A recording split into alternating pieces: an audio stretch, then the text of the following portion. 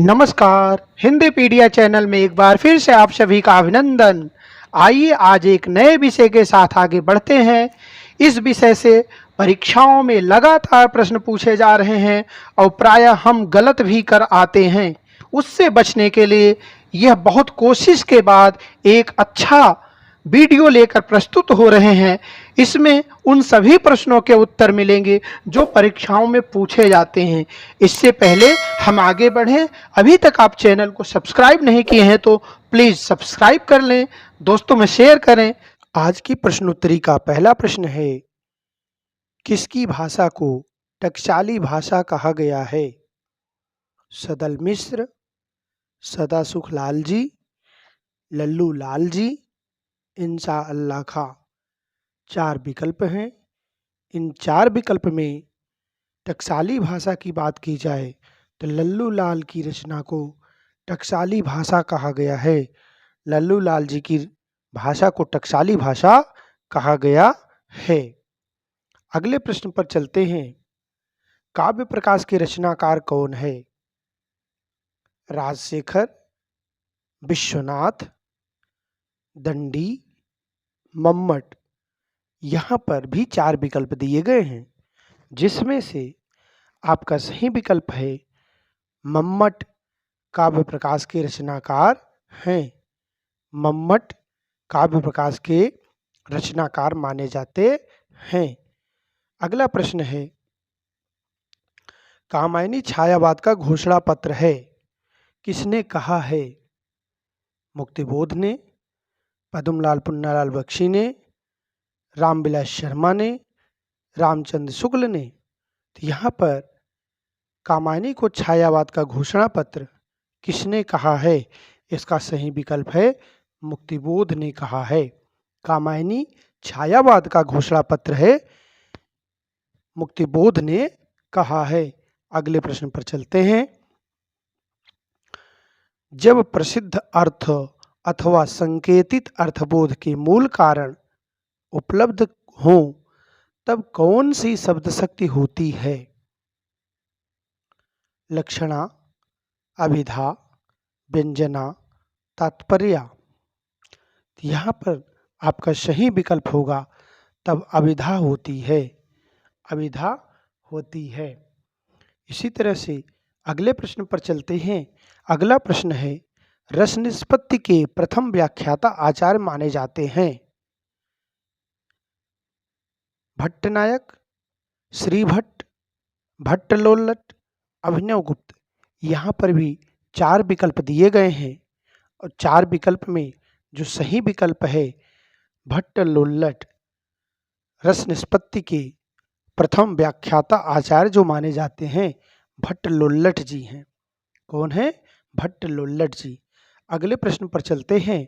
अगला प्रश्न है, आचार्य भरत मुनि ने रसों की संख्या कितनी मानी है?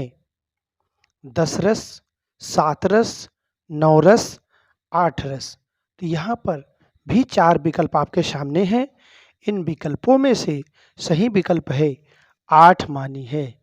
भरत मुनि ने अपने नाट्य शास्त्र में रसों की संख्या 8 मानी है। इसी तरह से अगले प्रश्न पर चलते हैं। अलंकार संप्रदाय के प्रथम व्याख्याता आचार्य हैं? आचार्य भामह, वामन, दंडी, उद्भट। तो यहाँ पर अलंकार संप्रदाय की बात की जा रही है। अलंकार संप्रदाय में प्रथम व्याख्याता आचार्य जो माने जाते हैं आचार्य भामह माने जाते हैं। इसी तरह से अगले प्रश्न पर चलते हैं। नई समीक्षा के जनक माने जाते हैं? नई समीक्षा के जनक वर्ड्सवर्थ, इलियट, कोंचे, रिचर्ड्स। तो यहाँ पर नई समीक्षा के जनक की बात की जा रही है। जो नई समीक्षा के जनक हैं उनका नाम है इलियट। उनका नाम है इलियट। इसी तरह से अगले प्रश्न पर चलते हैं। अगला प्रश्न है, प्रिंसिपल ऑफ लिटरेरी क्रिटिसिज्म के रचनाकार माने जाते हैं? तो यहाँ पर 4 विकल्प हैं, कालरिज, अर्नाल्ड, रिचर्ड्स, ड्राइडन। तो यहाँ पर देखिए 4 विकल्प जो हैं उसमें से सही विकल्प आपके सामने जो है सही विकल्प सी रिचर्ड्स, रिचर्ड्स माने जाते हैं। प्रिंसिपल ऑफ लिटरेरी क्रिटिसिज्म के रचनाकार रिचर्ड्स माने जाते हैं। अगले प्रश्न पर चलते हैं। अगला प्रश्न, अभिज्ञान शाकुंतलम का हिंदी अनुवाद किसने किया? अभिज्ञान शाकुंतलम का हिंदी अनुवाद किसने किया? कालिदास जी ने, सदल मिश्र ने, मैथिली शरण गुप्त ने, लक्ष्मण सिंह ने। तो बच्चों सभी को पता होगा अभिज्ञान शाकुंतलम का जो हिंदी अनुवाद किया लक्ष्मण सिंह ने किया। किसने किया? राजा लक्ष्मण सिंह ने। अगले प्रश्न पर चलते हैं। अगला प्रश्न है, चित्रशाला कहानी के रचनाकार माने जाते हैं विश्वंभरनाथ शर्मा कौशिक, उपेंद्र नाथ अश्क, सुमित्रा नंदन पंत, सियाराम शरण गुप्त। तो यहाँ 4 विकल्प हैं। 4 विकल्प में सही विकल्प है विश्वंभरनाथ शर्मा कौशिक जी चित्रशाला कहानी के रचनाकार माने जाते हैं। चित्रशाला कहानी का रचनाकार कौशिक जी माने जाते हैं। अगला प्रश्न है, अवधी भाषा का प्रसिद्ध ग्रंथ रामचरितमानस की टीका निम्न में से किसने लिखी? किशोरीदास ने, महेंद्र रामचरण, जानकी प्रसाद, हरचरण दास। तो इस प्रश्न में भी 4 विकल्प हैं। 4 विकल्प में सही विकल्प आपके सामने है महेंद्र रामचरण दास। महेंद्र रामचरण दास। अगले प्रश्न पर चलते हैं। अगला प्रश्न है, कतकी पूनो कविता के रचयिता माने जाते हैं। कतकी पूनो कविता के रचयिता जो माने जाते हैं रसखान जी हैं, घनानंद जी हैं, अज्ञेय जी हैं, दिनकर जी हैं। तो यहाँ पर सही विकल्प है सच्चिदानंद हीरानंद वात्स्यायन अज्ञेय जी को माना जाता है कतकी पूनो के कविता के रचयिता। अगला प्रश्न है, वियोगी हरि का पूरा नाम क्या था? यह प्रश्न कई बार परीक्षाओं में पूछा गया है। इस प्रश्न पर बड़े ध्यान से रखेंगे। यहाँ विकल्प दिए गए हैं इस तरह जो बहुत ही संदेह करने वाले होते हैं। श्री हरि द्विवेदी, एक विकल्प दिया गया है श्री हरि द्विवेदी। दूसरा है हरिचरण दास। तीसरा विकल्प है हरिहर प्रसाद द्विवेदी और चौथा है हरिप्रसाद द्विवेदी। यहाँ 4 विकल्प दिए गए हैं। इन 4 विकल्पों को आप ध्यान से देखें तो आपको मिलेगा सही विकल्प हरिप्रसाद द्विवेदी जी। वियोगी हरि का पूरा नाम है हरिप्रसाद द्विवेदी जी। इसी तरह से अगले प्रश्न पर चलते हैं। त्रिधारा काव्य के रचनाकार कौन हैं? पीजीटी हिंदी में पूछा गया है, पीजीटी 2011 में पूछा गया है। सुभद्रा कुमारी चौहान, हरप्रसाद द्विवेदी, मैथिली शरण गुप्त, सोहनलाल त्रिवेदी। तो इस तरह से अगर देखें तो यहाँ पर 4 विकल्प भी दिखाई पड़ रहे हैं जिसमें से त्रिधारा काव्य के रचनाकार माने जाते हैं सुभद्रा कुमारी चौहान को। अगला प्रश्न है, बंद गली का आखिरी मकान किस प्रकार का संग्रह है? बंद गली का आखिरी मकान निबंध संग्रह, कहानी संग्रह, काव्य संग्रह, एकांकी संग्रह। यहाँ 4 विकल्प हैं जिसमें से दूसरा विकल्प सही है कहानी संग्रह। अगले प्रश्न पर चलते हैं। राम जी की चीटी, राम जी का शेर निबंध संग्रह के रचनाकार हैं कन्हैयालाल मिश्र प्रभाकर, मन्नू भंडारी, धर्मवीर भारती, पूरन चंद टंडन। तो यहाँ भी 4 विकल्प आपको दिख रहे हैं। इन 4 विकल्पों में से धर्मवीर भारती विकल्प सही माना जा रहा है। धर्मवीर भारती, राम जी की चीटी, राम जी का शेर निबंध धर्मवीर भारती जी का है। अगला प्रश्न है, रघुवंशम किसकी कृति है? चाणक्य की, भरतमुनि की, व्यास की, कालिदास की। तो यहाँ पर रघुवंशम की बात की जा रही है। और जब भी रघुवंशम की बात हो, रघुवंशम, कुमार संभवम, कालिदास काव्यामृतम, मेघदूतम, ये सभी रचनाएं कालिदास की मानी जाती हैं। अगले प्रश्न पर चलते हैं। अगला प्रश्न है, कोलार कर्नाटक की रचना किसने की है? जगदीश चंद्र माथुर, भुवनेश्वर, मोहन राकेश, उदय शंकर भट्ट। कोलार कर्नाटक रचना है कोलार कर्नाटक के रचनाकार कौन हैं? तो यहाँ पर सही विकल्प आपके सामने जो है जगदीश चंद्र माथुर जी कोलार कर्नाटक के रचनाकार माने जाते हैं। अगला विकल्प है सरस्वती पत्रिका का प्रकाशन वर्ष क्या था? सरस्वती पत्रिका जो काशी से निकलती थी, बाद में प्रयाग इलाहाबाद से निकलने लगी, इसका प्रकाशन वर्ष अगर बात करें तो प्रकाशन वर्ष 4 विकल्प दिए गए हैं 1903, 1900, 1905, 1908। तो 4 विकल्प में सही विकल्प है 1900 में। इस तरह से यह विकल्प 1900 होगा। 1903 में इलाहाबाद से छपने लगी थी। इसी तरह से कल्पना पत्रिका का संपादक कौन है? सुमित्रानंद पंत, सूर्यकांत त्रिपाठी निराला, भवानी प्रसाद मिश्र, भगवती चरण वर्मा। तो 51 प्रश्न में जो सही विकल्प है यह विकल्प होगा भवानी प्रसाद मिश्र। कल्पना पत्रिका के संपादक भवानी प्रसाद मिश्र जी हैं। अगले प्रश्न पर चलते हैं। अगला प्रश्न इस तरह से है, रामचरितमानस महाकाव्य की रचना का श्री गणेश कब हुआ था?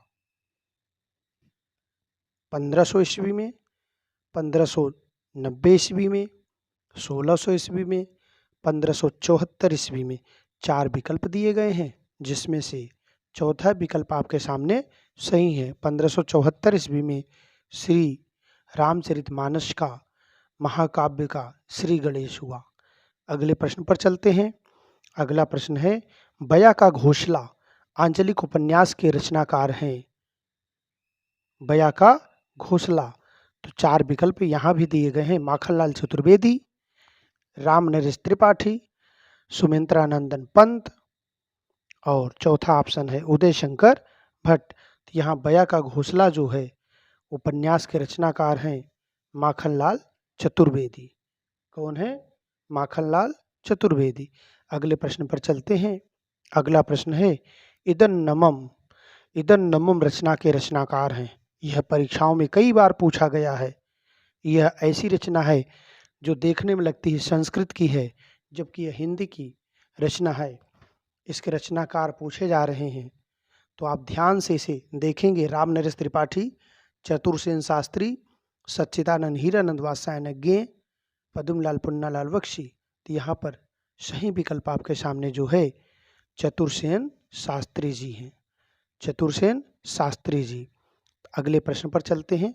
अगला प्रश्न जो इस प्रकार से है, अमेरिकी विश्वविद्यालय में हिंदी किस यात्रा वृत्त का प्रकरण है?